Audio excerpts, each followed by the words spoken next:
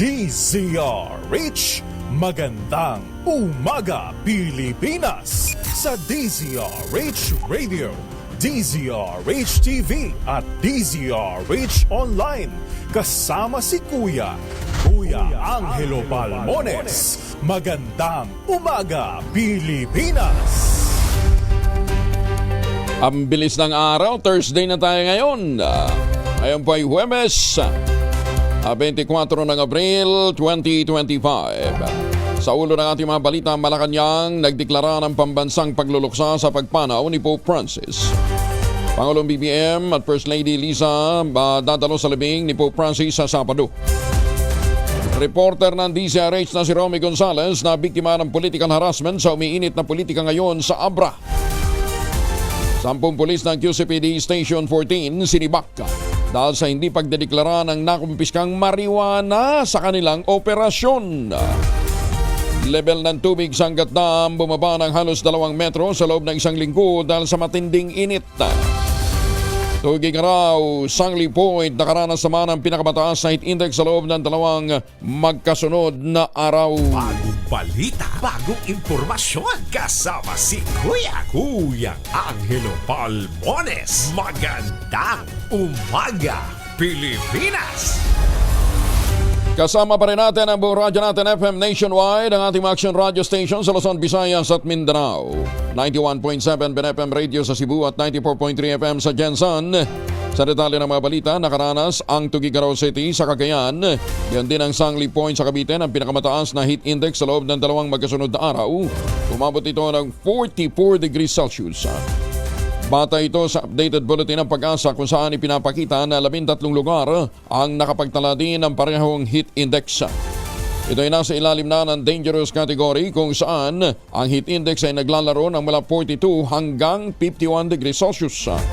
Ang iba pang mga lugar na nakapagtala din ng katulad na heat index ay ang Isabela State University sa Itiaga, Isabela, Baler Aurora, Kasiguran Aurora, Iba Zambales, Clark Airport sa Pampanga, Tarlac Agriculture University sa Kamiling Tarlac, Ambulong sa Tanawan, Batangas, Alabat sa Quezon, Coron, Palawan, Puerto Princesa City sa Palawan. Yan din ang monitoring station sa Central Bicol State University sa Pili, Camarines Sur. Nakapagtala din ng mainit na temperatura sa Panglao International Airport sa Bohol at Giwan, Eastern Samara. Kaya sa mga magsiswimming ha, ang paalala natin pagsapit ng mga bandang alas 10 o bago mag alas 10 at tirik ng araw, iwas na ho muna. Kasi kahit may sunblock ho kayo, hindi ho kayang pigilan yan. Yung pong mga perwisyong pwedeng idulot sa inyo ng matinding init. Ang mga lugar naman na nakaramdam ng 43 degrees Celsius na damang init ay ang Ninoy Aquino International Airport sa Pasay, Bacnotan, La Union, Central Luzon State University sa Muñoz, Nueva Ecija, San Ildefonso, Bulacan, Hacienda Luisita sa Tarlac, Tayaba City sa Quezon, Calapan Oriental, Mindoro, San Jose Occidental, Mindoro, Aburlan, Palawan, Legazpi City sa Albay, Masbate City sa Masbate at Dumangas, Iloilo. Ang nakaramdaman naman ng 42 degrees Celsius na heat index sa Dagupan City sa Pangasinan, QB Point sa Subic Bay sa Olongapo City at Rojas City sa Capiz. Magandang umaga, Pilipinas! Sa mga magmamotorcade, nako, ingat-ingat din po kayo ha. Kung kaya namang hindi na lumabas ng sasakyan pagka nagmamotorcade ng medyo mainit ang panahon, okay na yan. Bumaba ng 2 metro ang antas ng tubig sa Angat Dam sa nakalipas na 1 linggo. Ayon sa Metropolitan Water Works and Sewerage System o MWSS, ang patuloy na pagbaba ng level ng tubig sa dam ay epekto ng matinding tag-init. Batay sa datos ng MWSS, 27 meters ang daily average na pagbaba ng tubig sa Angat mula April 17 hanggang 23, kung saan ay tala ang pinakamalaking pagbaba na umabot ng 33 centimeters nitong April 21, 30 centimeters naman noong April 22. Hanggang kahapon, alas 8 na umaga, nasa 205.3 meters na ang antas ng tubig ng Angat Dam o 25 centimeters na mas mababa kumpara sa 205.55 meters noong nakalipas lamang na linggo. Kaya kung kaya ho namang naspo-naspo, Diba? Magnaspon-naspon na muna tayo. Ilamos gamit ang Shield Bath Soap. Basta siguraduhin lamang natin na kasama ho sa ating binanyusan at sinabunan ng Shield Bath Soap ay ang ating kili-kili. Maganda umaga, Pilipinas! Maawa kayo sa inyong mga katabi. Hindi, nagtatawas naman ako. Nagtatawas ka nga, hindi ka naman naligo. Ganon din yun. Sige, para may pambili tayo ng Shield Bath Soap, ito muna ang ating mahiwagang tunog. Mahiwagang tunog! Magkano na ngayon, 12? 12,000. 12,000 po ang naghihintay na premyo sa ating mahiwagang tunog.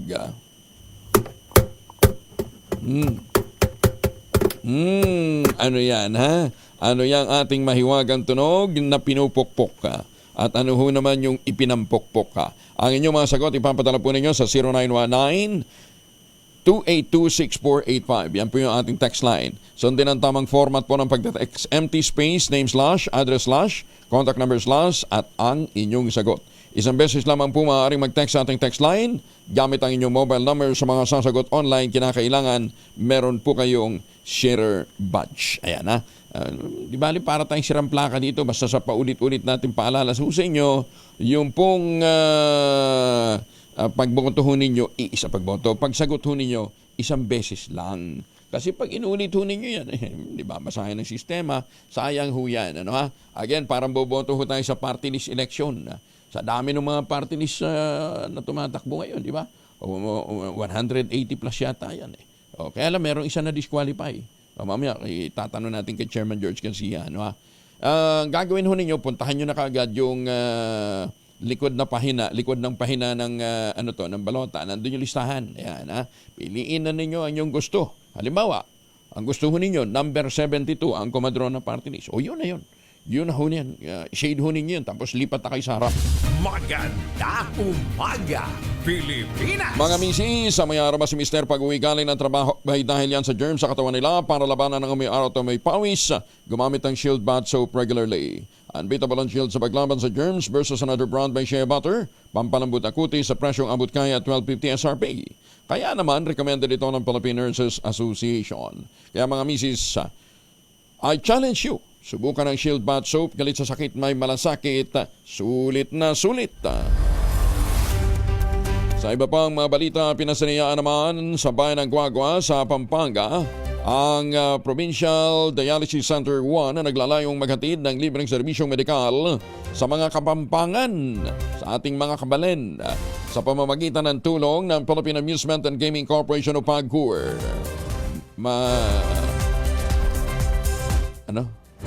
Ito, mahigit po sa 90 million pesos ang inilaan ng PAGCOR sa pagbili ng 40 dialysis machine at isang CT scan unit na inaasahang magpapagaan sa gastusin ng mga pasyente na kinakailangang sumailalim sa regular na dialysis.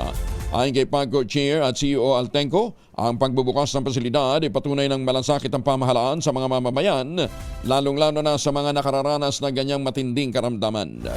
Pinuri din ni Chairman Tenco ang mga health workers na nasa likod ng operasyon ng naturang pasilidad na tinawag niyang Nation's True Heroes dahil sa kanilang dedikasyon at malasakit sa kapwa. 12 minuto na makalipas ang alas 4 ng umaga, 10 police QC sinibak sa pwesto at sinailalim sa investigasyon matapos na hindi ideklara ang pagkakakumpiska ng mga dahon ng marijuana sa kanilang police operation. Ayon sa Quezon City Police District, 4 sa mga personnel ay mula sa Police Station 14 at nasa kustodiya na ngayon ng Criminal Investigation and Detection Group. Habang yung 6 na iba pang mga pulis na sangkot sa issue ay patuloy pang hinahanap pa. Kabilang dito ang isang lieutenant, tiniente pa man din, 2 master sergeant, 2 staff sergeant, 2 corporal at 3 patrolman. Nangyari ang operasyon sa Barangay Holy Spirit sa Quezon City noong April 12, alas 2:10 ng madaling araw, kung saan naaresto ng QCPD Station 14 personnel ang 5 kalalakihan dahil sa pagsusugal. Ayun, Nagdeklara sila ng pagsusugal pero yung nakumpiskang mga marijuana hindi nila idineklara. Ayan, General Marbil, what is happening to your force? My goodness. Sabihin mo ba naman, unawain ho natin yung mga adik dahil gusto lang nilang magtrabaho ng ekstrang oras. Hanggat hindi niya binabawi yon, hanggat hindi niya itinutuwid yon, ganyan ang magiging mindset ng mga lesbo. Maganda umaga, Pilipinas! Siyempre, sasabihin, sabi nga ni General Marbil, nauunawaan niya kami. Di ba? Nauunawaan kami ng aming PNP chief na kinakailangan lamang namin na magtrabaho ng extra. Kaya kinakailangan naming tumira para maunawain yung aming PNP chief. Sinigundahan pa sinugundahan pa ng kanyang spokesperson. Hindi ito fake news Silang nagsabi niya na yun daw ng ibang mga dahil sa economic reason. Kaya kinakailangan nilang magshabu o gumamit ng illegal drugs. Ayan. Ayan ang napapala. Di ba? Ang sinabi niya, kailangan nating intindihin. Kaya, ayun, mismong pulis. Mismong pulis. Nadali sa red. Hindi. Di ba? Nadali sa red. Hindi na ho bago yan. Dati na ho nilang gawain yan. Kaya lang ngayon, mantakin nyo. Ang dami nun. Maganda umaga, Pilipinas! Itinuturing ng case hold ng Rizal Provincial Office ang massacre sa isang bahay panaderya na ikinasawi ng 7 katao sa barangay Kupang, Antipolo City. Sa panayam ng DZRH Public Service Hour, sinabi ni Rizal PPO Director Colonel Felipe Maragon, batay sa mga ebidensya at mga impormasyon na nakalap ng mga investigador, malinaw ng motibo at pagkakakilanlan ng suspect. Nasa kustodiya na ng Antipolo City Police ang suspect habang inihahanda ang kasong 7 counts of murder. Tiniyak naman ni Colonel Maragon na isa lamang itong isolated incident at walang dapat ikabahala ang mga residente ng barangay. Base po sa mga ebidensya at information na nag-gather po ng Police Antipolo po, no? At linking itong suspect to krimen and admittedly Opo. yung krimen na kanyang ginawa at yung mga base rin sa mga ebidensya, no, na nakalap ng ating kapulisan. We can consider this case solved, no, dun sa ng Philippine National Police. Ohayo gozaimasu sa mga suki natin dyan sa Japan. Pupunta daw si... hindi, parating pala yung Prime Minister nila dito sa Pilipinas. Mga mamis, Laundry Day today. Kunot noo ka ba kapag makapit, marikit at malupit ang mancha? All you need is pride. Ba't mapahirapan ang self-concept pride? Easy at worry-free naman ang laundry. Sa triple stain away formula, tanggal ang matitinding mancha based on test sa chocolate, mud, and sabon on cotton. Gawa po ito ng ACS. Ay, init ang panahon na napudot niya Norte. Aktor na si Bembol Rocco itinatanggi na naging nobya niya noon ang superstar na si Nora Honora. Detalye na balita mula kay Morley Alinio. Morley, good morning. Gising na ang showbiz. Good morning, Kuya Angel. Nagkaroon ako ng chance na makausap si Bembol Rocco. Si Bembol Rocco ang isa sa mga napakaraming pelikulang nakasama niya ang yumaong si Nora Honor. At sa katunayan, sa dami ng mga pelikulang kanilang pinagsamahan, more or less ay 7 or 6 o 8, ay nagkaroon ng issue na kung saan sinasabing nagkaroon daw ng ligawan. Nagkaroon daw ng relasyon ang superstar na ngayon ay sumakabilang buhay na at itong si Bembol Rocco, which is itinanggi nitong si Bembol. Wala daw katotohanan iyon dahil ang namagitan sa kanila ng nag-iisang superstar ay friendship. Hanggang daw sa mamatay ito ay nanatili silang magkaibigan at nirerespeto nila ang isa't isa. So maliwanag, hindi sila nagkaroon ng relasyon. Yan ang ating DZRH Showbiz News. Ako po ang inyong RH47, Morley Alinio para sa DZRH, una sa Pilipinas, una sa Pilipino. Babu! Maraming salamat, Morley. Maganda umaga, Pilipinas! Samantala, sa iba pang mga balita itinuturing ng Department of Agriculture na oportunidad ang pagbagsak ng presyo ng bigas sa pandaigdigang merkado para maisakatuparan na ang 20 pesos per kilo na bigas. Aminado si Agriculture Secretary Francisco Chu Laurel Jr. na dati tila imposible ito dahil sa mataas na presyo at kakulangan ng subsidiya, pero naging posible nang bumaba ang presyo ng bigas sa world market. Actually, matagal na namin pinag-iisipan to, no? Because as you know, ever since I came into office, that was the basic question. Can we give 20 peso rice to the masses? At that time, I always answered that it is an aspiration of this administration. And so it was always on our mind. The DA team has been working, day and night on how to, bring this to reality. And maraming steps kailangan para mangyari ito, no? Tinatayang aabot naman sa 3.5 billion hanggang 4.5 billion ang gugugulin ng pamahalaan para pondohan ang naturang programa. Mararamdaman na sa susunod na linggo ang pangakong 20 pesos per kilong bigas ng administrasyon sa ilang lugar sa Kabisayaan. Kasunod dito ng anunsyo ng Department of Agriculture sa Cebu matapos ang serye ng pakikipagpulong sa mga gobernador sa Visayas kasama ang Pangulong Bongbong Marcos. Ayon kay Agriculture Secretary Francisco Chun Laurel Jr., sisimula ng pagbebenta ng 20 pesos na bigas sa Visayas kung saan pinakakailangan umano ito. Teka, mga Bisaya, mas kinakain kinakain mais. Ibinebenta rin ang bigas sa mga mahihirap na mga miyembro po ng 4Ps, mga may kapansanan, single parent at mga senior citizen. Paliwanag ng kalihim, isang uri ng subsidy ang pagbebenta ng 20 pesos kada kilong bigas.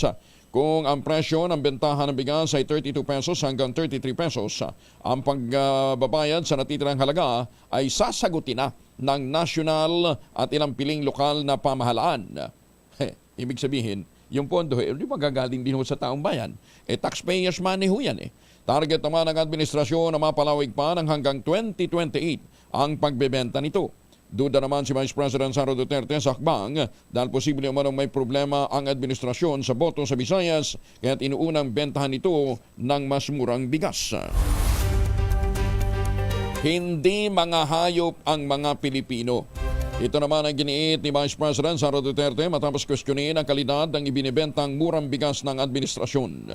Kasunod ito ng anunsyo ng Department of Agriculture na magbebenta ng 20 pesos kada kilong bigas sa ilang lugar ng Visayas sa susunod na linggo. Ayon kay BP Inday, kung magbenta man ng murang bigas, sana naman yung pwedeng makain ng tao at hindi yung ipinapakain na lamang sa baboy. Sinabi pa nito na bibili ang lahat ng Pilipino ng murang bigas basta't pwede itong makain ng tao. Si Romy Gonzales, ang ating kasama dyan po sa Baguio City, kasama na natin na imbag na bigat, Romy. Magandang umaga, Sir Angel. Ano bang ating mga nakikinig sa oras na ito. Ano bang nangyari? Kumusta ka na? Okay lang, kaya lang, siyempre, nangangamba. Minsan, binabantay natin yung mga likod natin, baka may sumusunod, parang ganun. Ito ay kasunod nga nung threat na ibinigay sa iyo ni teka muna, saan ba nagugat yung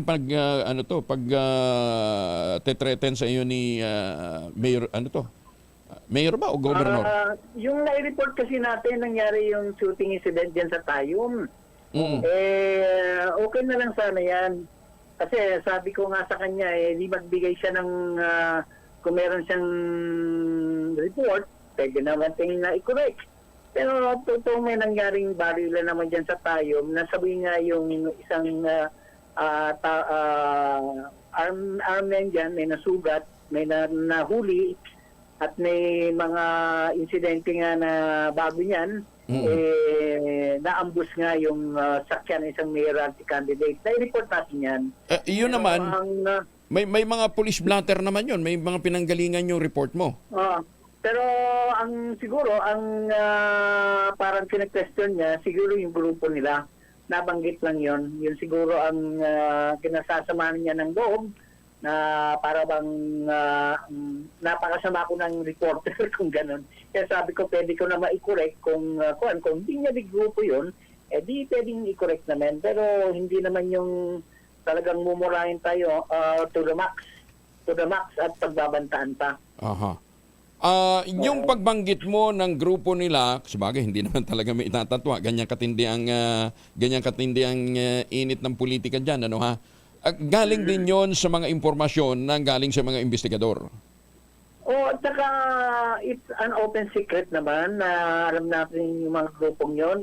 Hindi lang ako nagbabanggit, mismo yung mga tumatakbo doon at binabanggit nga yung grupo yon na sa kanilang grupo yon. Oh. Kung may mangyari naman na grupo ng kabila, binabanggit din na sa kabilang grupo. Hindi ko na nababanggitin para to be fair. Pero just the same, okay lang naman sa kabila. Pero kung nababanggit kasi yung grupo nila na gumagawa ng ganon, parang masama ang dating sa kanila. Parang nasisiraan ba sila? Pero sabi ko nga, ewan ko kung asan ang tama doon. Teka muna. Ano ba yung... Oo, pero ganun, bakit ikaw lang? Ganun din naman ang report ng ibang mga media. Kung tutusin nga sa yung Abra Kalampag, grabe nga yung pagbanggit nila sa grupo nila. Grabe din binabanggit sa kabila. Oh. At kabilang panig nga, binabanggit. Talagang open na open yon. Tayo lang parang na-single out. Para bang... lang ang... Hindi, wala kang magagawa. Mas malawak yung reach mo eh. Hindi. Doon ko nakita, doon ko napatunayan na yung diesel race, very effective pala. Dahil alam naman natin in social media, at saka alam naman natin na napaka-tindi yung dating ng GCRH kasi hindi lang sa pagka-cable, yung Channel 18, ang dami kasi nanonood na mga kababayan po natin diyan sa lalawigan ng Abra at hindi lang yung mga ordinary kundi yung mga politiko rin. Para bang kuminsan sinusubaybayan ako. Hindi lang isang beses yan na para bang question tayo dyan. Teka muna. Kasi nanindigan ako dyan.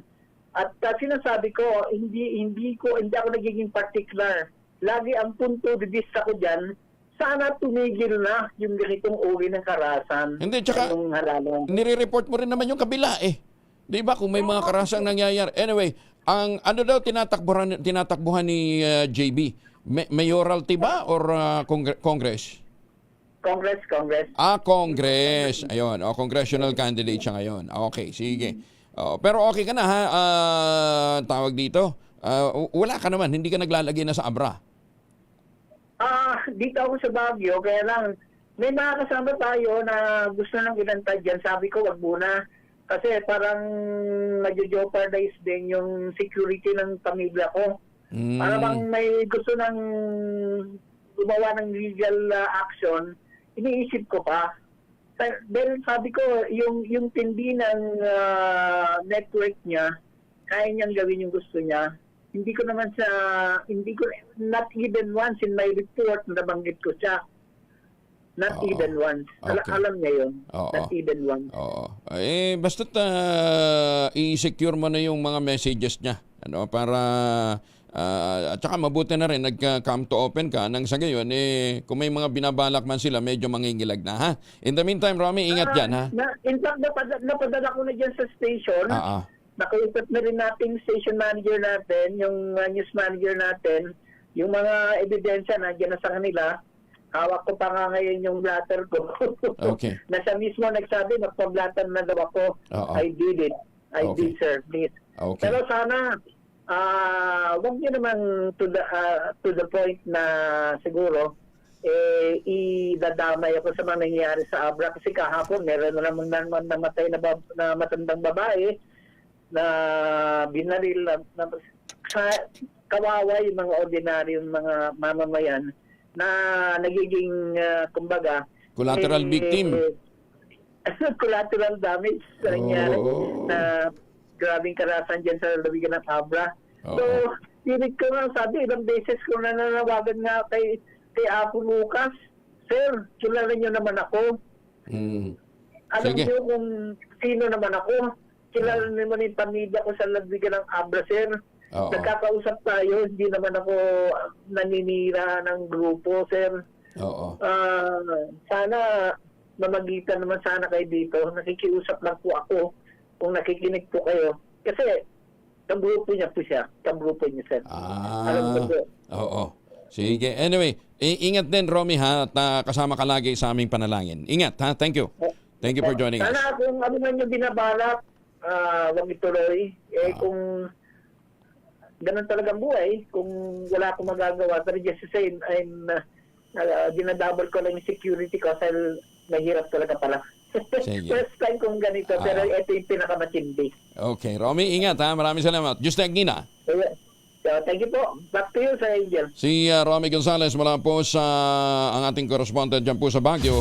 Maganda umaga, Pilipinas! At yan naman po mga lakad natin ngayong araw na ito, magbaon din ng proteksyon laban sa mikrobyo. Pero ang pinakamagandang proteksyon ho natin sa anumang mga lakad natin, sa anumang pong mga pagbabanta sa atin, ang ating panalangin, ang ating pagtitiwala at ang ating pagsusumamo sa Panginoon na lagi tayong gabayan at gawing ligtas sa lahat ho ng mga pagkakataon. Dalawang formulation ng family alcohol na pwede nating pagpilian. Yung family 70% isopropyl alcohol, especially prepared for clinics, hospital, pharmacies, laboratories. Pero okay din po yan sa mga households. Very effective sa disinfection at sterilization. Ganyan ang bagsik ng family 70% isopropyl alcohol. Maghapon man natin gamitin, no problem. Hindi po manunuyo ang ating mga kamay dahil meron po itong moisturizer. Yun namang mabangong family rubbing compound improval cologne. Ayun po yung mabangong isopropyl alcohol na gamit po ng mga masahista, mga barbero, mga doktor, mga nurse, mga kabadrona for sponge bathing and other cleansing purposes. Family rubbing alcohol parang DCRH subok na sa mahabang panahon. Mabibili sa namang butik at convenience stores nationwide. Family rubbing alcohol hindi lang pampamilya, pang sports pa. Maganda umaga, Pilipinas! Oy, Ma'am Luz, dyan po sa Auckland, New Zealand, magandang umaga. Magandang umaga din po sa mga suki natin dyan po sa Estados Unidos, sa Canada. At magandang umaga po sa mga... Naku, kawawa naman itong mga taga-Pembo, South Sembo pala. South Sembo, Taguig City, napakainit daw po ng panahon dahil brown out. 70 anyos na most wanted person na municipal level ng Umingan, Pangasinan, arestado. Detalye ng balita mula kay Freddy Pajardo, Aris 38. Masantos siya kamasan, i-check sa ating mga kababayan dyan sa Pangasinan, Freddy. Masantos siya kabuwasan Kuyang Angel. Nasa kustodiya ngayon ng Umingan Police Station ng isang 70 years old na lolo na residente ng Barangay Poblacion West matapos itong maaresto alas 4 ng hapon sa kanilang barangay. Sa ulat ng Umingan Acting Chief of Police Major Jimmy Paningbatan, ang pagkadakip sa suspect ay sa bisa ng warrant of arrest na pinalabas ng korte na may petsang Abril 21 ngayong taon sa kasong statutory rape under Article 266-8 in relation to Article 266-V ng Revised Penal Code under Criminal Case Number 8513 with no bail bond recommended. Samantala, pinapurihan ni Pangasinan Provincial Police Director Colonel Rolifer Capocyan si Major Panimbatan sa pagkadakip sa top 1 most wanted person municipal level. Ito si Freddy Pajardo, arrested, tag-uulat para sa DCRH. Una sa Pilipinas. Maraming salamat, Freddy. Bilang tugon sa direktiba ni Speaker Ferdinand Martin Romualdez, nangako ang mga gobernador na kasapi ng lakas Christian Muslim Democrats na magtutulong-tulong upang matiyak ang panalo ng mga kandidato ng administrasyon sa pagkasenador. Ito yung mga grupong mga senatoriables na inendorso ng Pangulong Bongbong Marcos na siyang makakatuwang sa paggamit ng isang bagong Pilipinas. Ginawa ng mga gobernador na pawang haligin ng lakas CMD o kaalyadong partido ang kanilang pahayag sa isang pagtitipon sa Malacanang na pinangunahan ni Speaker Romualdez. Inilarawan ni Sultan Kudarat Governor Dato Pax Ali Magudanato ang mga kandidato ng alyansa bilang mapagkakatiwalaang kaalyado na tunay na nakakaunawa sa mga pangangailangan ng mga hindi ganong napagsisilbihang pamahalang lokal. Alam niyo po, the senator candidates that our party have, these are not only people who are familiar and well-known politicians. These are also the leaders who have proven themselves that they are the ones who can best agree, best work, and best serve in the best interest of the Filipino people. To our senators, because of your support to my beloved Sultan Kudarat, and because of your commitment to support all of the provinces of Lakas, we also commit to you our support. Maraming salamat at mabuhay po tayong lahat. Sinabi naman ni Benguet Governor Melchor de Clasa na katulad ng iba pang mga lalawigan, buo rin ang suporta ng kanilang probinsya sa mga kandidato ng administrasyon at matagal nang nagsasagawa ng kampanya sa antas ng barangay. So yung panawagan ni Speaker Martin Romualdez, kami sa Benguet, sa probinsya ng Benguet, of course full support kami sa panawagan ni Apo Speaker. So of course yung sa lahat naman ng mga kasama sa alyansa, kinakampanya naman namin dati. Of course, nag-start na yung campaign, nag-start na rin tayo ikumpanya sila lahat. So we hope for the best.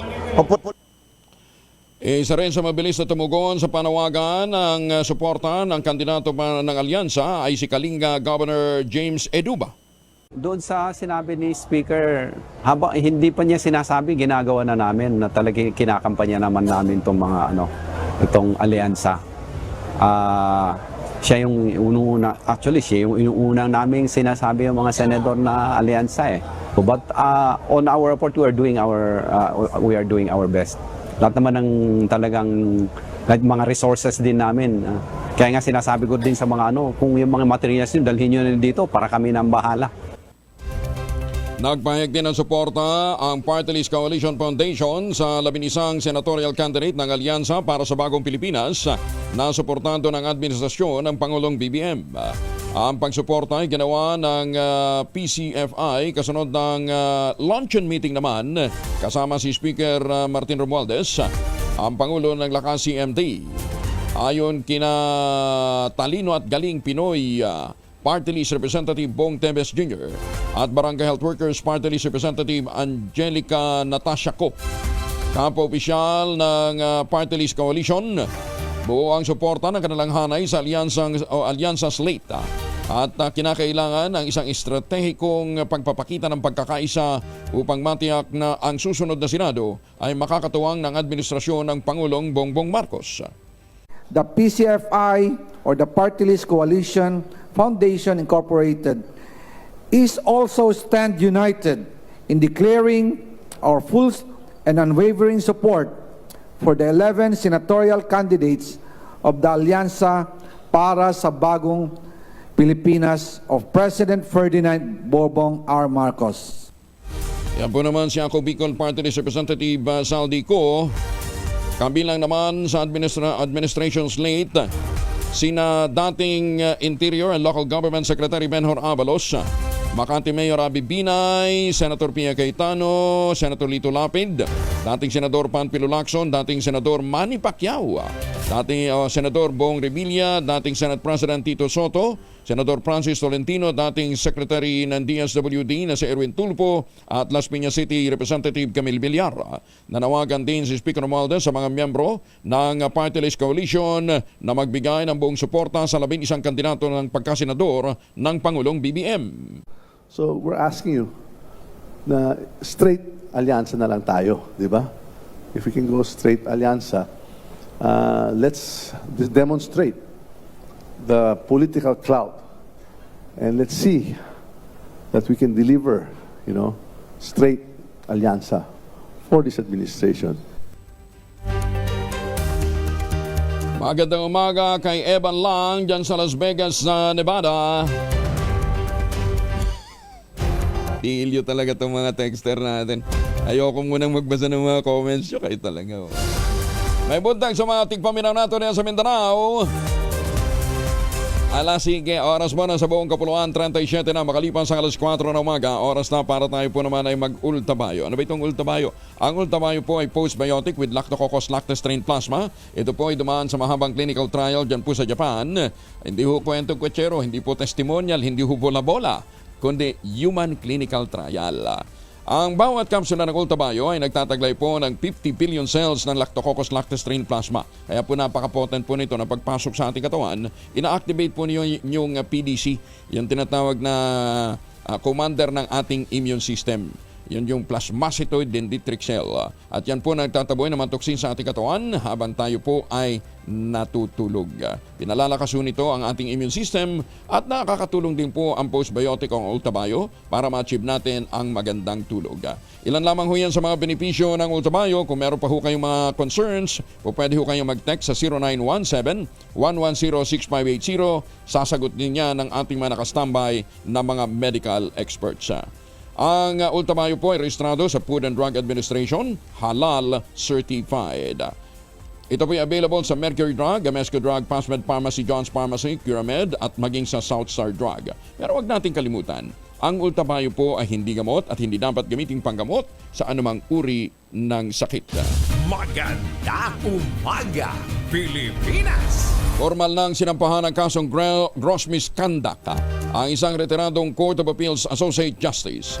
Naharap sa naturang kasong administratibo si Isaias Dikdikan dahil sa manoy pagkakasangkot nito sa pagpaslang kay Attorney Joey Luis Wee noong 2020. Kaugnay nito, posibleng hindi na niya matanggap ang kanyang pensyon at maaari pa siyang patawan ng disbarment. Sa ngayon, humihirit na ang Korte Suprema ng tugon mula kay Dikdikan sa loob lamang ng 10 araw. Si Wee ay pinagbabaril ng 2 suspect noong Nobyembre 23 ng 2020 sa ground floor ng isang gusali sa Cebu kung saan naroroon naman ang law office ni Dikdikan. 4 na taong gulang na batang lalaki na iligtas matapos na malunod sa karagatan ng Tacloban habang naliligo. Kaya doon sa mga mag-swimming. Ingat ha. Detalye ng balita mula kay Jimmy Angay-Angay, RS32. Maupay nga agad, Jimmy. Isang 4 anyos na batang lalaki na lunod sa karagatan sa may tinatayong causeway sa siyudad ng Tacloban. Ito ang sinabi ni Fisher Law Enforcement Team Coordinator Felix Dumlao sa isang panayam. Ayon kay Dumlao, nangyari sa alas 12 ng tanghali habang naliligo ang biktima at aksidenteng nalunod. Agad naman nailigtas na iba pang naliligo sa naturang lugar at itinagbo ng Tacloban Rescue Units ang biktima sa St. Paul's Hospital para malapatan ng kakulanunas. Sa kasalukuyan nasa ligtas na ang lagay ng biktima. Pinayuhan naman ng mga otoridad mga magulang na huwag pabayaan ng mga bata na maliligo sa ilog at dagat na nag-iisa lang. Kung ito may kasama sa paliligo, dapat bantayan para maiwasan ang pagkalunod. Mula dito sa DYVL Action Radio Tacloban, ito si R32 Jimmy Angay-Angay para sa DZRH, una sa Pilipinas, una sa Pilipino. Daghang salamat, Jimmy Angay-Angay. Mistulang nauwi naman sa Bangayan sa hanay ng mga supporter ang pag-endorso ni Vice President Sara Duterte kina re-election ni Senator Amy Marcos at House Deputy Speaker Camille Villara. Ito ay nantutulan ng ilang Duterte supporters at leading figures sa loob ng PDP laban ang pag-endorso kina Senator Amy at Villara na ayon sa Vice Presidente ay personal niyang desisyon. Naniniwala ang mga supporter ng dating Pangulong Digong na nakikiisa si Vice President Sara sa mga political figure na kinalaunan ay maaaring maging against din laban sa kanya o maging kokontra sa kanya. Marami sa mga Duterte supporters ang nabigla sa hakbang ni BP Inday, lalo at patuloy ang tensyon sa pagitan ng mga Duterte at ng Administrasyong Marcos. Ayon kay Attorney Harry Roque, bagamat maaaring iboto ng ilang supporters sina Marcos at Villar bilang paggalang sa impluensya ni dating Pangulong Digong, nananatiling pinagmumula naman ang tensyon ang pagkakaiba ng political alignment. Sa tingin naman ng senior lawyer na si Attorney Jimmy Bondoc, isa sa mga kandidato ng Duterte, ang endorsement ng Vice Presidente ay kanyang political strategy. Naninindigan naman si Attorney Raul Lambino na ang tanging dapat na suportahan ng mga botante ay ang Duterte na indinidurso mismo ng Pangulong Digong. Nagpahayag naman ng suporta ang kilalang cardiologist at online health advocate na si Dr. Willie Ong sa re-election bid ni Senator Amy Marcos. Kinilala ni Dr. Willie ang 6 na taon ng pagtulong ni Senator Amy sa mga health warrior, mga pasyenteng may butas ang puso at mga kidney patient. Sinabi ni Dr. Willie Ong na buo ang kanyang suporta kay Senator Amy dahil alam niyang mas marami pa itong matutulungan. Pinasalamatan din ito ang super ate ng suporta sa kanya at nangakong hindi naman niya pababayaan ang mga heart warrior. Patuloy namang sinusulong ni Senator Marcos ang mga inisyatiba at mga programang tutugon sa pangangailangang medikal, emosyonal at iba pang aspeto ng tulong para sa mga may sakit sa puso kabilang ang matagal nang may mga nakasama sa kanyang matagal nang medical assistance program. Hindi lamang para sa ilang tao ang abosiyang ito ni Senator Amy, kundi sa buong komunidad na nangangailangan ng malasakit pag-unawa at tunay na serbisyo. Ginagarantiya din ni Senator Amy na patuloy siyang magiging boses ng mga heart warriors, hindi lamang sa kalsada kundi maging sa bulwagan ng paggawa ng batas. Inendorso naman ni Senator Lito Lapid ang siyam na senatorial beds ng Alianza para sa bagong Pilipinas sa 4 na venue ng Pampanga. Iendorso. Sa kanyang mensahe, sinabi ni Senator Lapid na prioridad niyang isulong sa Senado ang agritourism, medical tourism at ecotourism sa buong bansa para magkaroon ng pagkain sa mesa at makalikha ng trabaho, oportunidad at kita ang bawat pamilyang Pilipino. Kasunod ito, ipinahayag ni na Pampanga Governor Dennis Delta Pineda at Vice Governor Lilia Baby Pineda ang buong suporta kay Senator Lapid at siyam na iba pang senatorial beds sa proclamation rally. Hindi nakasipot si dating Senator Ping Lacson sa nasabing mga rally. Naninindigan naman ang PDP Laban senatorial aspirant na si Attorney Jimmy Bondoc na ipagtatanggol niya ang prinsipyong Duterte hanggang dulo. Ibinahagi ni Attorney Bondoc ang kanyang paghanga sa simpleng pamumuhay at pantay na pakikitungo ng dating Pangulo sa mga Pilipino. Maski niya naging mayor o pangulo ang kanyang mentor, karaniwan pa rin siyang nakikita sa pila. Mapagpakumbaba at sumusunod sa proseso, ang tunay na imahe ng lider na may malasakit at hindi humihingi ng espesyal na trato. Sinabi pa ni Attorney Bondoc na binibigyan ni dating Pangulong Digong ng halaga ang mga taong nagtiwala sa pila. Naglaan ng panahon, sumusunod sa mga tuntunin na lipunan, nagmamahal sa kapwa, mga bagay na gusto niyang ipanglaban. Idiniin pa ni Attorney Bondoc na sa kasalukuyang sistema, madalas na nahihirapan ang maliliit na tao, ang mga simpleng Pilipino ang nagtitiis, nagpapapakumbaba at sumusunod sa batas. Political government ng Northern Samar nakiisa naman sa panalangin sa pagpanaw ng Santo Papa. Detalye na balita mula kay Jane Galit Pantayan, RH34. Jane, may buntag. Nakiisa sa panalangin ng Catholic community ang provincial government sa lalawigan ng Northern Samar sa pagpanaw ni Pope Francis. Isa ang lalawigan sa Northern Samar sa nakaramdam ng presensya ng Santo Papa sa pamamagitan naman ng kanyang representative na si Papal Nuncio Charles John Brown, Vatican Ambassador to the Philippines. 3 beses na bumisita si Brown sa lalawigan, dala ang mensahe ng Santo Papa. Sa pagbisita ni Papal Nuncio Brown sa lalawigan para sa anibersaryo ng Diocese ng Catarman, isang sculpture ni Pope Francis ang ibinigay na gawa mismo mula sa mayor ng bayan ng Biri, Northern Samar na tinanggap mismo ni Most Reverend John Brown. Unang nasilayan ng ilang mga Katoliko sa lalawigan ng Santo Papa sa pagdating nito sa Tacloban taong 2015 upang bisitahin ang lugar na devastated ng bagyong Yolanda at nagsagawa ng isang misa. Isang pagpapasalamat ang ipinaabot ng provincial government kay Pope Francis. Mula sa Action Radio Katarman sa lalawigan ng Northern Samar, RH34 Jane Galit Bantayan, una sa Pilipinas, una sa Pilipino. Dagang salamat, Jane Galit Bantayan. Maganda umaga, Pilipinas!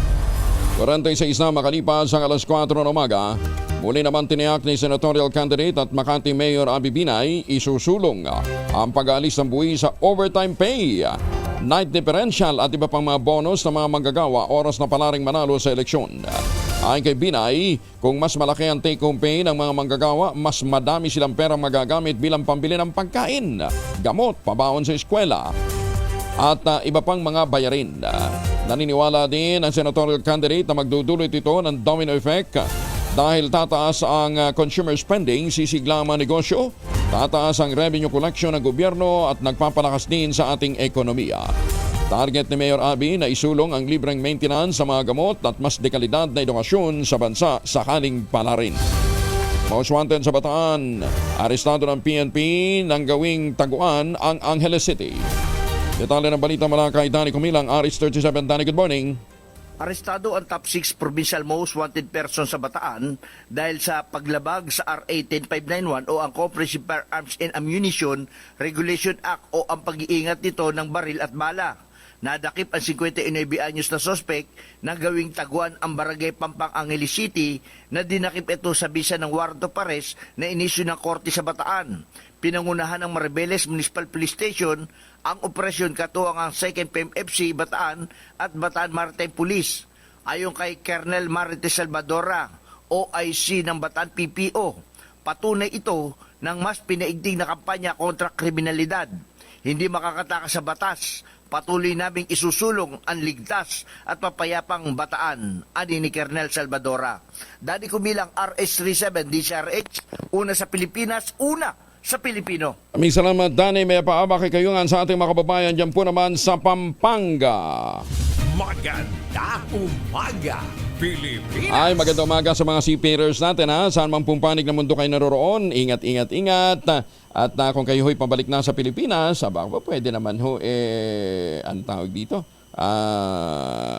huwag na tayong magpasilubong na imported na tsokolate. Meron ho tayong tangerine chocolate. Ang tangerine chocolate po ay produkto ng mga magdiniyog, ng mga magsasaka dyan po sa lalawigan ng Quezon. Sa tulong po ni Dr. Helen Tan, yung po mga planting material ng kakao galing Davao, hinakot po yan para maitanim sa ilalim po ng mga nyugan. Kaya ngayon, nagpo-produce na ho sila ng dekalidad na cacao beans, pinaprocess para maging tangerine chocolate. Available sa 0919-095-5935. Pero may mahigit 10 variants po ang tangerine chocolate na ibang mga raw material ay galing din po sa ani ng mga magsasaka. I-check po ninyo sa tangerinechocolate.ph. Sabi nga po ni Dr. Helen Tan, ang tangerine chocolate ay gawang lokal but taste and looks global dahil tinulungan po ito ng DOST at ng DTI. Tangerine chocolate 100% gawang atin, kaya dapat nating tangkilikin. Sabi nga ni Dr. Helen Tan, sino bang magmamalasakit sa Pilipino kundi ang kapwa Pilipino? Maganda umaga, Pilipinas! China, kinwestiyon ang alok ng pakikipagkaibigan sa Pilipinas sa gitna ng mga naarestong espiya at mga nakuhang submersible drones. Detalye na balita mula kay Raymond at Paasaris 28. Raymond, good morning. Malaki ang kaibahan ng sinasabi at ginagawa ng China sa pangako nitong pakikipagkaibigan sa Pilipinas.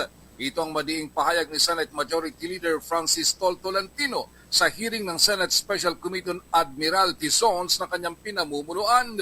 Ayon kay Tolentino, konektado ang lahat ng mga kaso ng mga naarestong mga espiya at mga submersible drones na natatagpuan sa mga karagatang sakop ng ating bansa.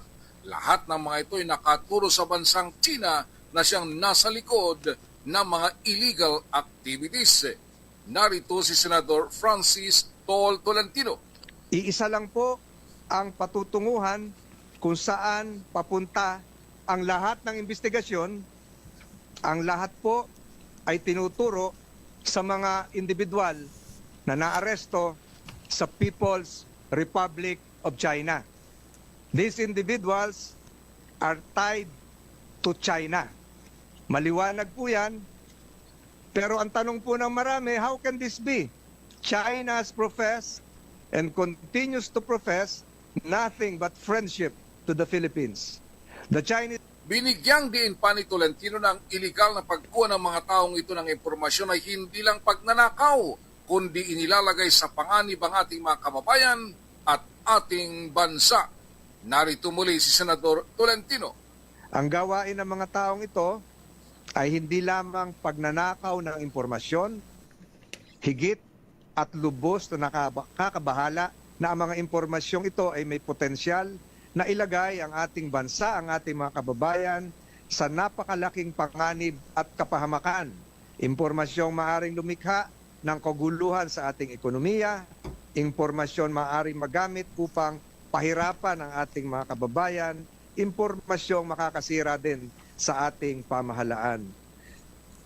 Ito si RH28 Raymond Adpas para sa DZRH, una sa Pilipinas, una sa Pilipino. Maraming salamat, Raymond. Maganda umaga, Pilipinas! Nangako naman si Senator Bongo na patuloy niyang ipaglalaban ang expanded o mas pinalawak na benefits ng PhilHealth para sa mga mahihirap na pasyente. Ginawa nito ang pahayag sa pagbisita sa Cainta Rizal kasama si Mayor Ellen Nieto, kung saan sinalubong ng palakpakan at hiyawan ang anunsyo ni Senator Go na tututukan niyang pangako ng PhilHealth na gagamitin ang pondo para sa kalusugan ng mga Pilipino.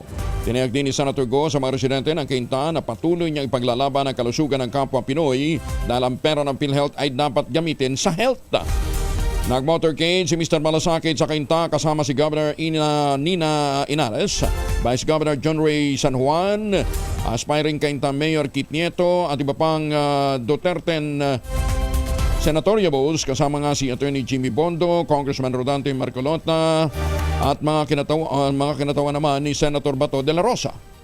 Importante po sa akin itong medical, no? Yung serbisyo medical ang dapat ilapit natin sa taong bayan. So marami silang pulisiya na tututugan ko po para sa Pilipino. Hindi ko sila titigilan po. Samantala, binigyan din ni Senator Amy Marcos na hindi siya perpektang tao pero totoo siyang kaibigan at lingkod bayan. Sa bagong political advertisement ni Senator Amy, makikita si Vice President Sara Duterte na nagsasabing pinagkakatiwalaan siya nito. Tampok din sa mahigit 1 minutong political ad ang lumang video clip ng dating Pangulong Rodrigo Duterte na nagsasabing lahat ng gobernador, tanging si Senator Amy lamang noong gobernador pa ito ng Ilocos Norte ang sumuporta sa kanyang kandidatura sa pagkapangulo.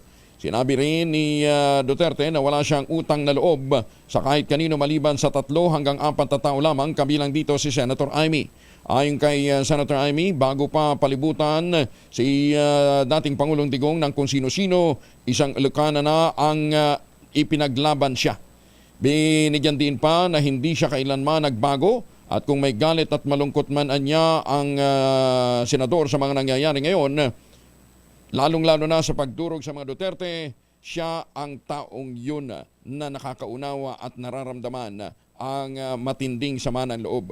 Muli ring inulit ni Senator Amy na kahit siya na lamang ang nag-iisang matira, patuloy niyang paninindigan ang kaibigang si Mayor Duterte.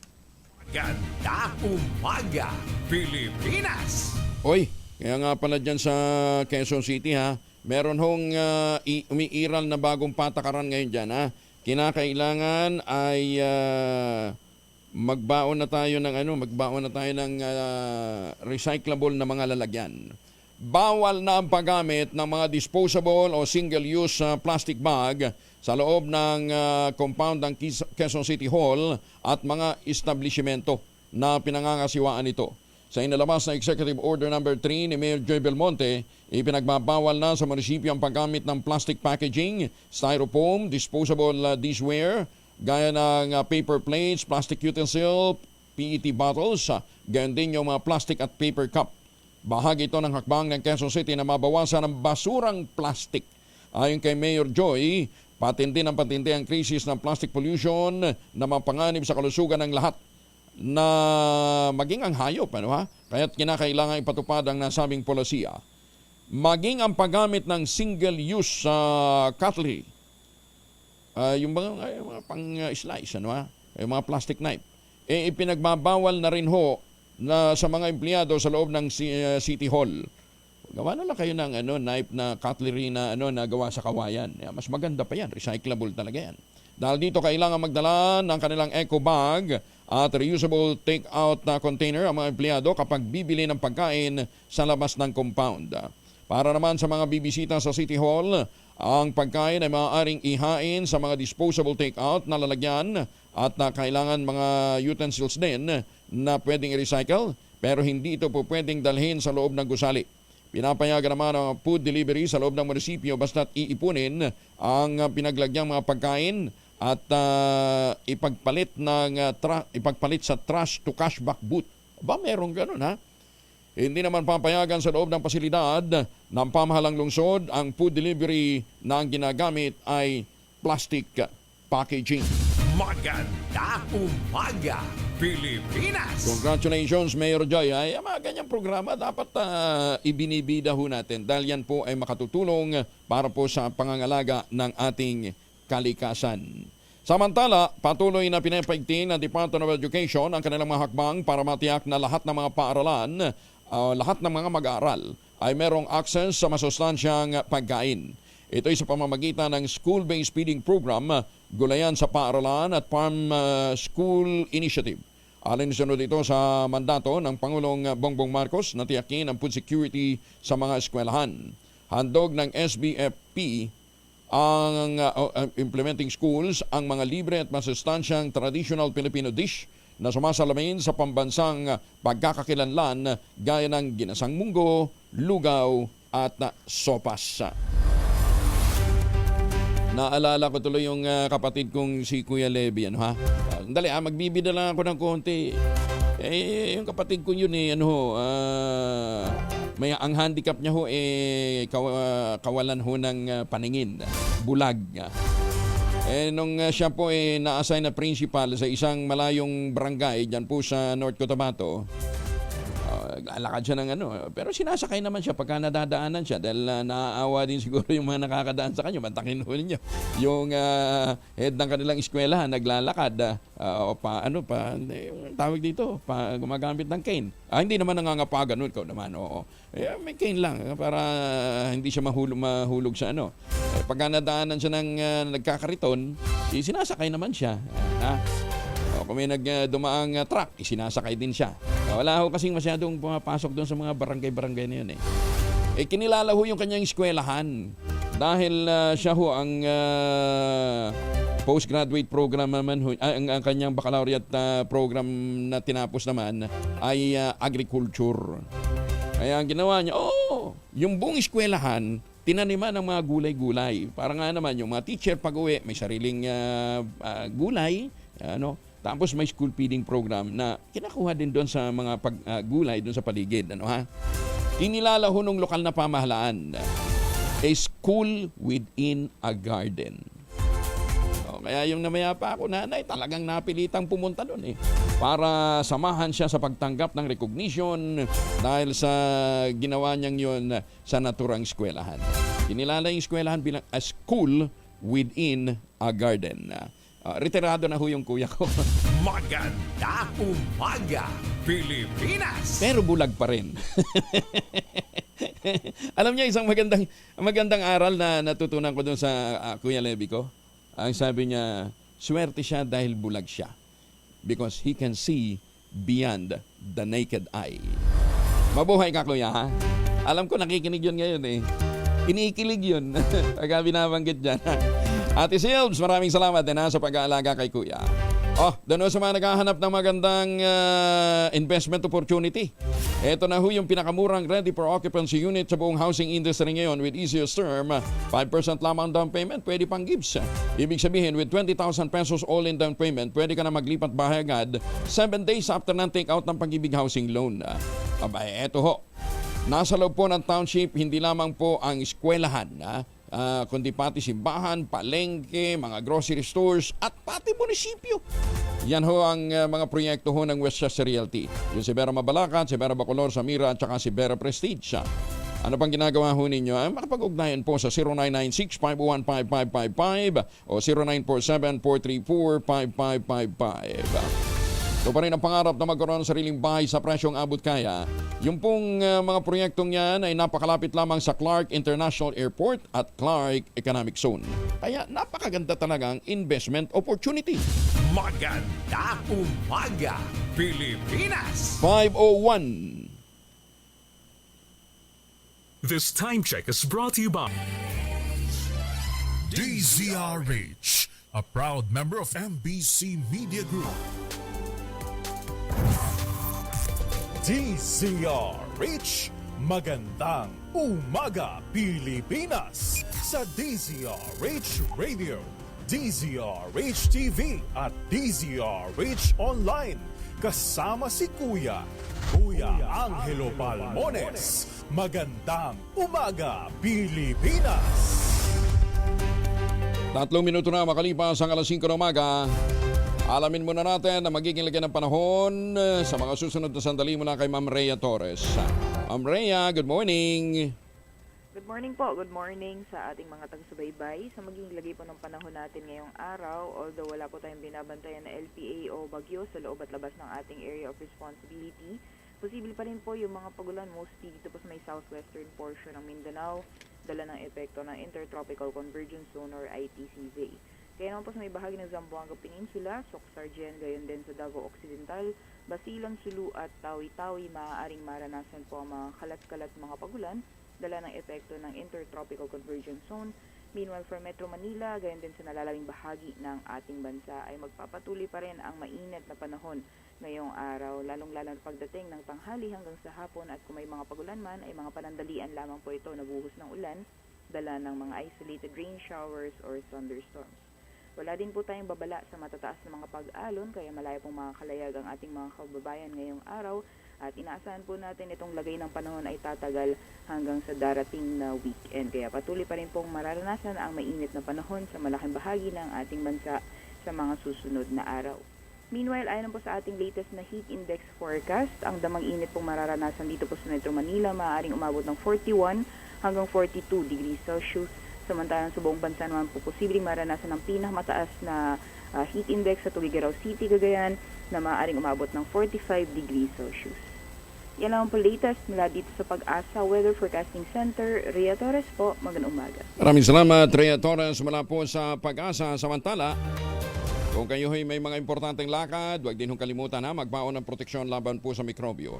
May dalawang formulation ng family alcohol na pwede nating pagpilian. Yung family 70% ay isopropyl alcohol, especially prepared for clinics, hospital, pharmacies, laboratories, pero okay na okay din po sa mga households. Very effective yan sa disinfection at sterilization. Ganyan na bagsik ng family 70% ay isopropyl alcohol. Maghapon man natin gamitin, no problem. Hindi po manunuyo ang ating mga kamay dahil meron po itong moisturizer. Yun namang mabangong family rubbing compound improved alcoholone. Yan po yung mabangong isopropyl alcohol na ginagamit po ng mga masahista, mga barbero, mga doktor, mga nurse, mga komadrona for sponge bathing and other cleansing purposes. Family rubbing alcohol para hindi siya reachable na sa mahabang panahon, mabibili sa namang butik at convenience stores nationwide. Family rubbing alcohol hindi lang pampamilya, pang sports pa. Maganda umaga, Pilipinas! Libo-libong tao na ang nagsimulang dumagsa para masilayan ang labi ni Pope Francis sa St. Peter's Basilica. Tinatayang aabot ng 20,000 ang mga Katoliko na maagang pumila sa labas ng Basilica bago pa man buksan alas 11 ng umaga oras sa Vatican. Mananatiling nakahimlay labin ang Santo Papa sa Altar of the Confession ng St. Peter's Basilica hanggang Biyernes, bukas po yan, alas 8 ng gabi Vatican time, bago ang itinakdang libing nito sa Sabado. Inaasahan bubuhos pa ang maraming mga pilgrims sa libing ni Pope Francis, kabilang sina US President Donald Trump at Ukrainian President Volodymyr Zelensky. Nagdeklara naman ang Pangulong Bongbong Marcos ng period of national mourning kaugnay ng pagpanaw ni Pope Francis. Sa Proclamation number 871 na inilabas ng Malacanang, nakasaad na agad at epektibo ang nasabing pambansang pagdadalamhati at magtatagal ito hanggang sa mailibing ang Santo Papa. Sa pisa nito, ang Philippine flag sa lahat ng mga tanggapan ng gobyerno sa loob man o labas ng bansa ay ilalagay sa half-mast mula pagsikat ng araw hanggang sa paglubog. Lilipad patungong Vatican sina Pangulong Bongbong Marcos at First Lady Lisa Araneta Marcos para dumalo sa libing ni Pope Francis. Kasama rin sa dadalo iba pang mga world leaders tulad nina Argentinian President Javier Milei, si King Philip at Queen Matilde, at gayon din ang Prime Minister ng Belgium. Itinakda ang libing ng Santo Papa ngayon darating na Sabado, April 26 sa St. Peter's Square sa Vatican City. Kasama na natin si COMELEC Chairman George Garcia. Chairman, magandang umaga po sa inyo. Magandang umaga po Sir Angel, sa mga kababayan natin magandang umaga po sa inyong lahat. Ayan, magsusumbong lang kami kasi ito nakarating din ho sa amin yung impormasyon. Meron hong ibang mga kumakandidato, wala nga sila sa bigayan ho ng ayuda, Chairman. Pero nandun sila bago ang bigayan ng ayuda. Pwede daw ba yun? Actually, yan po ang magiging legal issue ngayon sapagkat ang nakalagay eksaktong wordings po ng ating binigay na exemption doon sa kanilang kondisyon. Walang politiko, walang kandidato during the distribution ng mga ayuda or assistance.